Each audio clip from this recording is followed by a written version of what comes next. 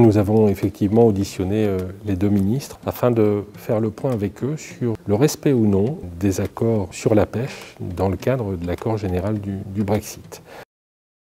Sur le partage des enjeux, il y en a trois. Le premier, c'est l'accès à la ressource. Dans l'accord commercial et de coopération qui a été signé le 24 décembre dernier, eh bien, il y a une diminution jusqu'en 2026 de 25%, donc c'est quand même 25% de 650 millions de chiffre d'affaires. Deuxième enjeu, c'est le partage des eaux. Là où il y a une difficulté, c'est dans la zone de 6 à 12 000. Il y a eu 88 licences qui ont été accordées et 86 qui sont à l'heure actuelle en instance.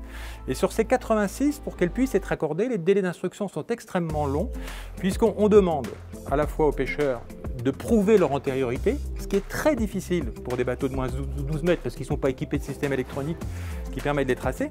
Il y en a 46 qui sont concernés par là, et puis il y en a 40 autres qui sont concernés par ce qu'on appelle le renouvellement. Et je dirais, les Britanniques sont extrêmement vigilants sur le fait que le bateau qui remplace ait les mêmes capacités que le bateau, bien évidemment, précédent. En ce qui concerne les eaux anglo-normandes, c'est beaucoup plus compliqué que ça, puisque nos pêcheurs, notamment sur Jersey, ont obtenu des licences provisoires. Et puis les autres ont obtenu d'une certaine façon des droits de pêche, mais ces droits de pêche, ils sont assortis de clauses qui les limitent à la fois dans leur journée de pêche, mais aussi dans les outils qu'ils utilisent, notamment sur la maille des filets. Il y a des contrôles en mer qui sont faits par les autorités maritimes anglaises et qui verbalisent ou demandent aux pêcheurs français de se mettre aux normes. Donc on assiste là vraiment à une forme d'anti-pêche française. Le troisième enjeu, c'est l'accès tout simplement ce qu'on peut appeler au guichet de financement, à la réserve Brexit.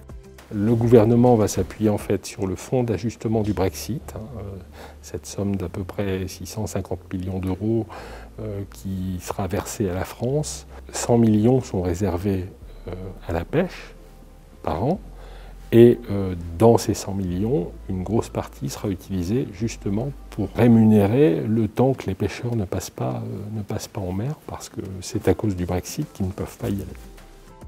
La France a des arguments. L'accord de pêche est une chose, mais nos relations avec les Britanniques sont des relations d'interdépendance. L'accord sur la pêche, il ne peut pas être dissocié d'autres sujets, notamment le sujet de l'approvisionnement énergétique de la Grande-Bretagne et des îles anglo-normandes.